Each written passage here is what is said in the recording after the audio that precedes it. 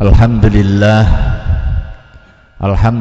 nahmaduhu wa nasta'inuhu wa nastahdih wa na'udzu billahi min syururi anfusina wa min sayyiati a'malina may yahdihillahu fala mudhillalah wa may yudlil fala hadiyalah. Asyhadu an la ilaha illallah wa asyhadu anna Muhammadan abduhu wa rasuluh. Allahumma salli wa sallim wa karrim wa majid ala habibina wa syafi'ina wa maulana Muhammadin wa ala alihi wa ashabihi ajma'ina tahirin.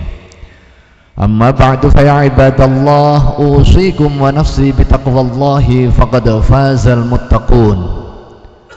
Qad qala ta'ala fi muhkami tanzilih wa huwa asdaqul qailin. A'udzu billahi minasy syaithanir rajim. Bismillahirrahmanirrahim. Ya ayyuhalladzina amanu qu anfusakum wa ahlikum nara waquduhan nas wal hijarah 'alaiha malaikatun ghiladun shidadun la ya'suna Allah ma amarahum wa yaf'aluna ma yu'marun. Wa qala an-nabiy sallallahu alaihi wasallam fi hadithihi syarif, ittaqillaha haitsuma kunta wa atbi'is sayyi'atal hasanata tamhuha wa khaliqin nasa bi khuluqin hasan. Rabbi shrah li sadri wa yassir li amri wahlul 'uqdatam min lisani yafqahu qawli wa ba'du. Hadratul afadil, sidang Jumat rahimakumullah.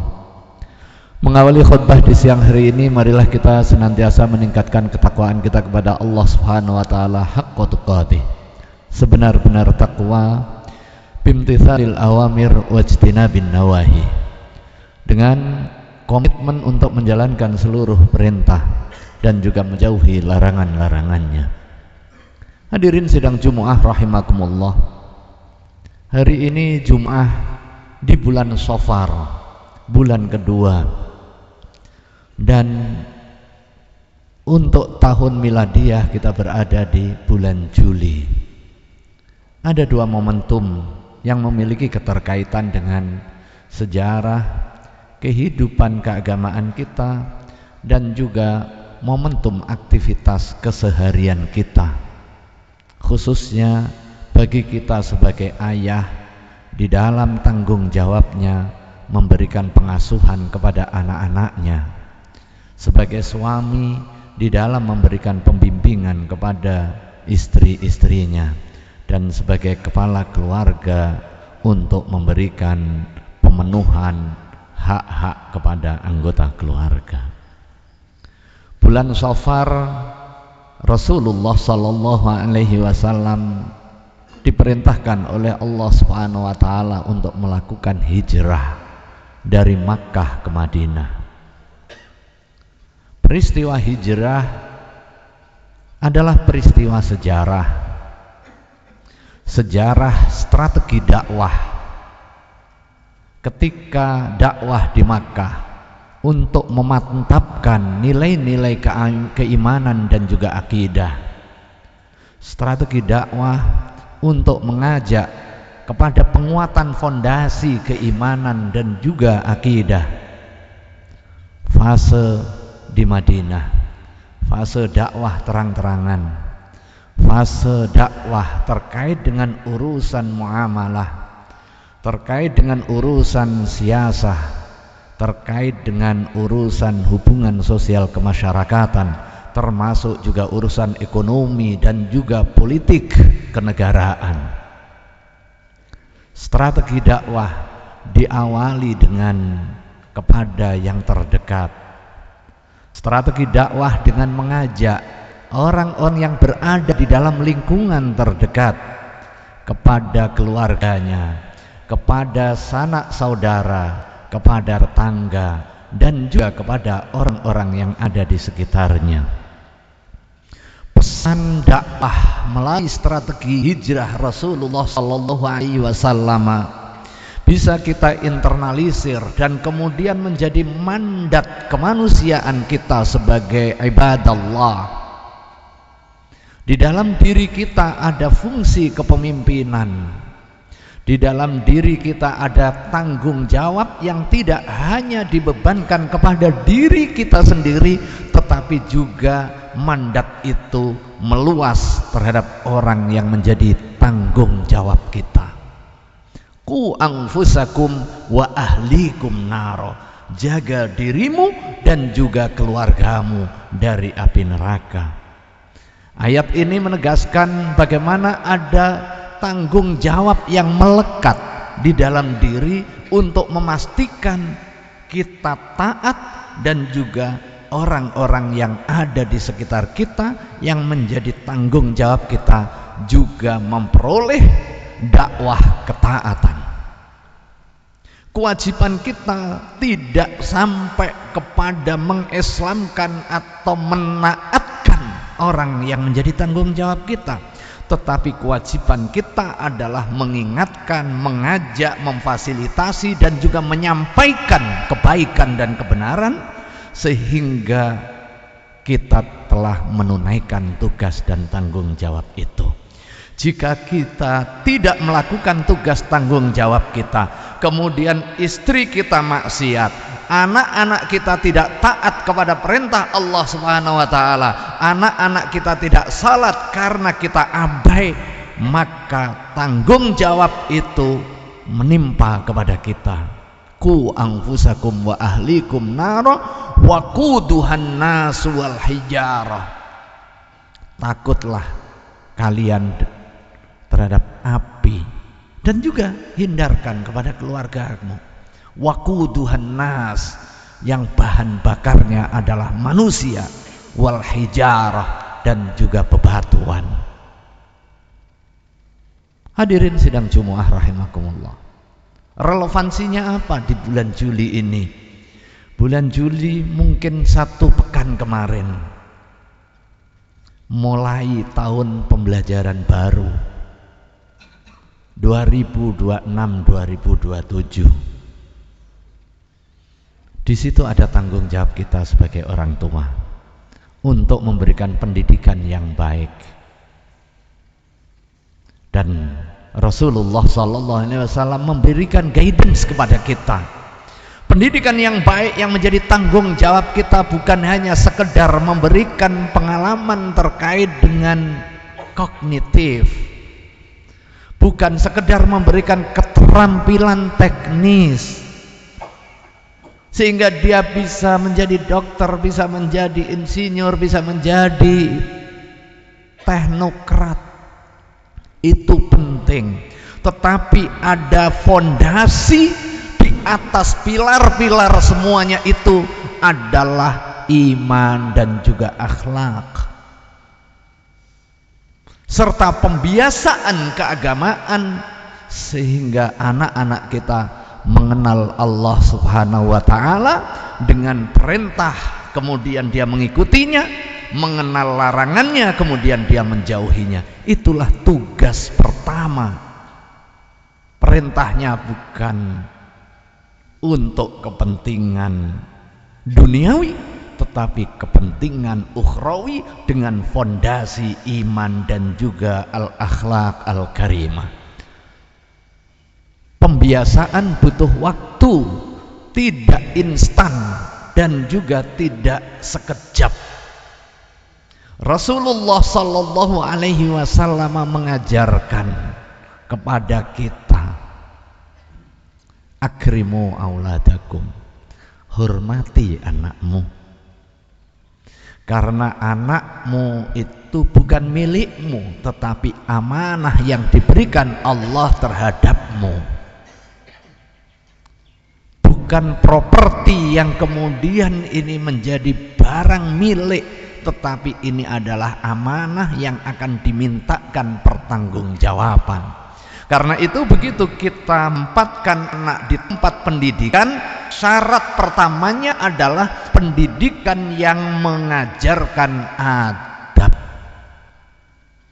Kalau hanya sekedar kursus matematika itu tidak usah sekolah, tetapi cukup panggil guru les atau datang ke tempat-tempat kursus bisa lebih fokus.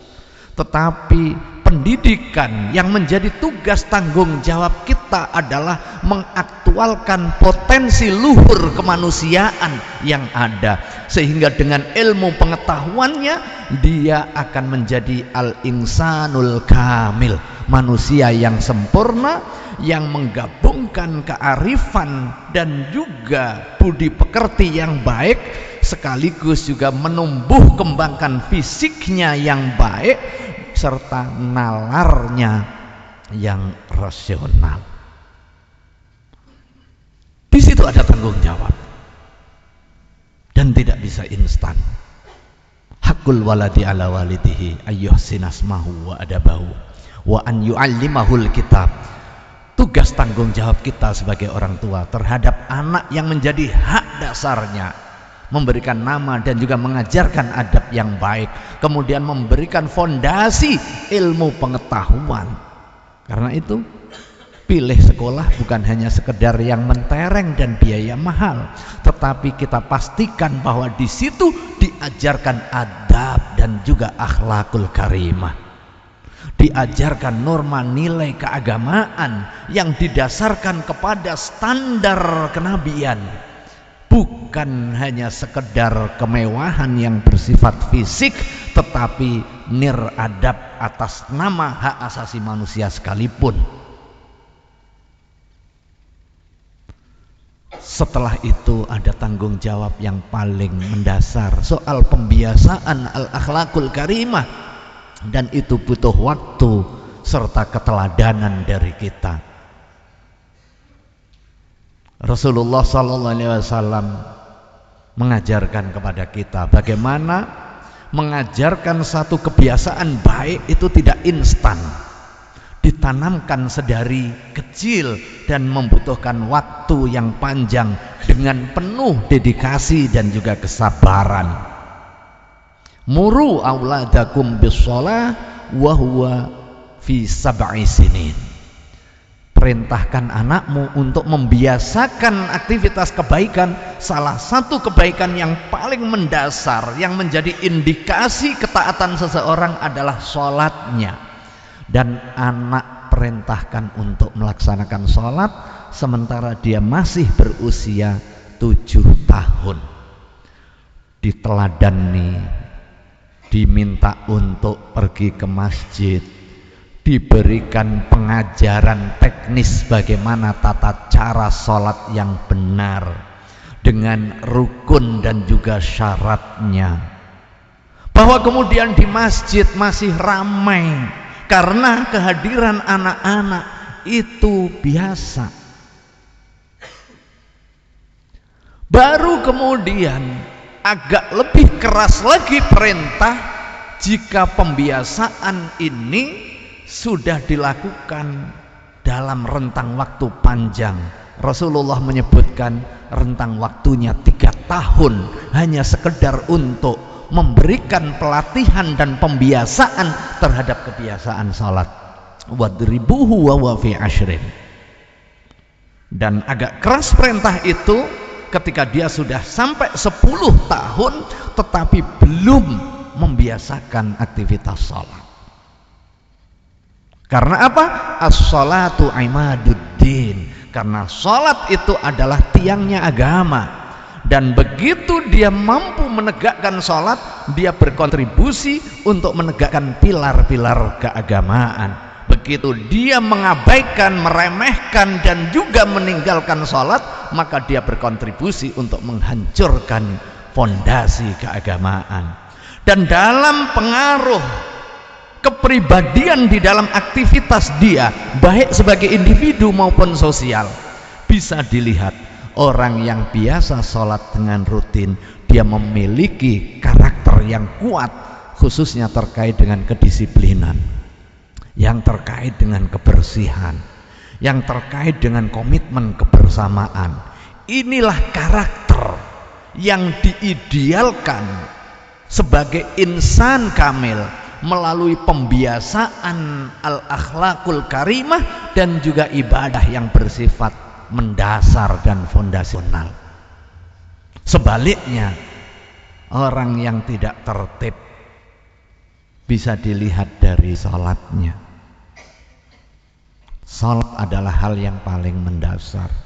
Karena itu salah satu jenis ibadah yang memang istimewa di mata Allah Subhanahu wa taala, dan tasyri'nya atau pensyariatannya dengan dipanggil secara langsung adalah salat. Karena itu kita jaga anak-anak kita jaga keluarga kita dari api neraka.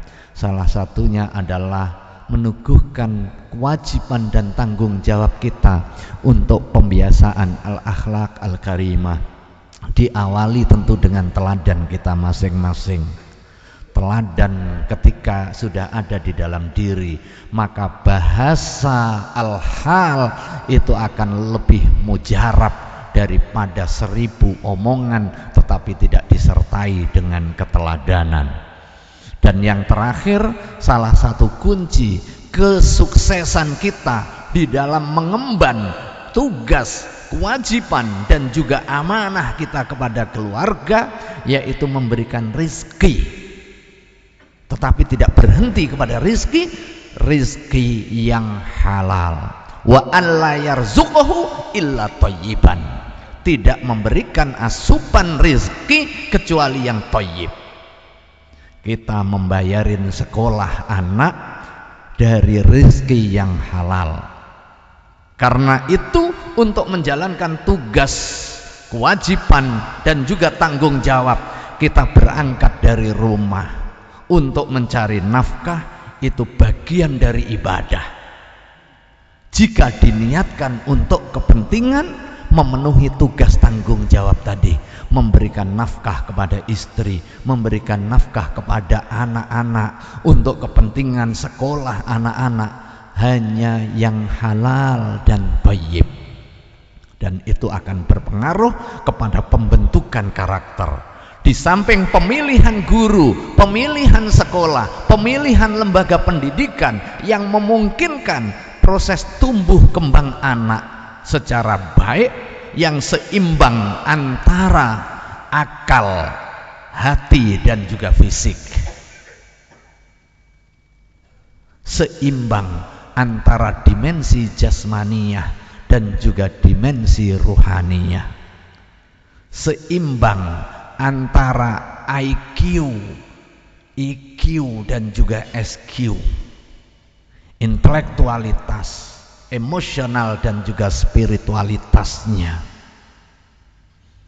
Begitu kita berikan rizki banyak tetapi tidak halal, kemudian ini bisa berdampak kepada mentalnya ilmu pengetahuan yang diperoleh oleh anak-anak kita, berdampak kepada kenakalan yang akan dilakukan oleh anak-anak kita, berdampak kepada penolakan terhadap ajakan kebaikan dari kita.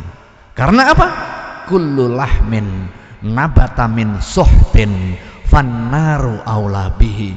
Setiap daging yang tumbuh dari rizki yang haram, maka neraka lebih aula, lebih utama darinya, dan akan berpengaruh kepada karakter buildingnya, akan berbentuk darah yang mengalir dari asupan yang haram, akan melakukan reject, penolakan terhadap kebaikan-kebaikan. Karena apa? Karena ilmu dan adab itu adalah nur, cahaya, dan cahaya Allah tidak mungkin akan disinarkan kepada hati yang mati, orang yang maksiat, orang yang melakukan aktivitas haram. Wallahu a'lam bishawab. Mudah-mudahan ada guna dan faedahnya. Barakallahu li wa lakum fil Qur'anil azim wa nafa'ani wa iyyakum bima fihi minal ayati wa dzikril hakim wa qur rabbighfir warham wa anta khairur rahim.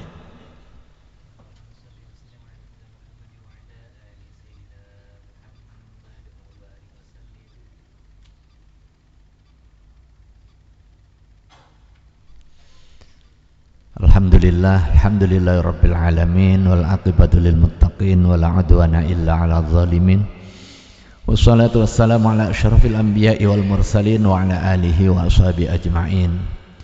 Amma ba'du fa ya ibadallah ittaqullaha haqqa tuqatih wa la tamutunna illa wa antum muslimun.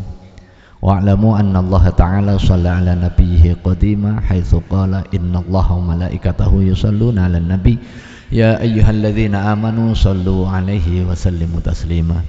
Allahumma shalli ala sayyidina Muhammad wa ala ali sayyidina Muhammad kama shallaita ala sayyidina Ibrahim wa ala ali sayyidina Ibrahim wa barik ala sayyidina Muhammad wa ala ali sayyidina Muhammad kama barakta ala sayyidina Ibrahim wa ala ali sayyidina Ibrahim fil alamin innaka Hamidum Majid.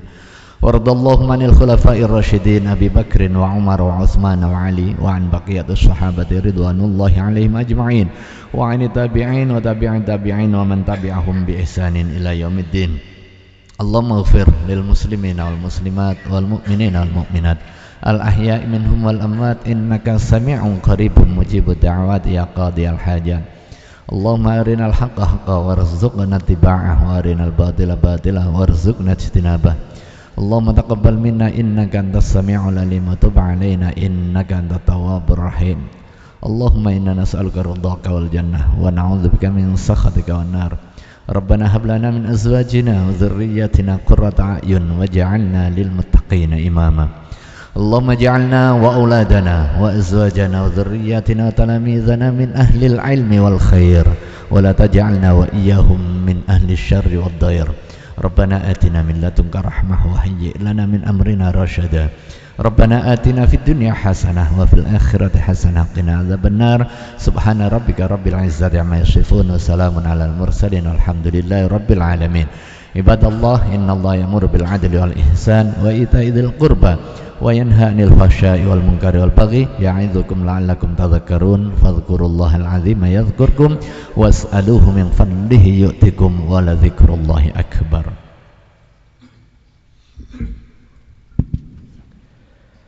Allahu akbar.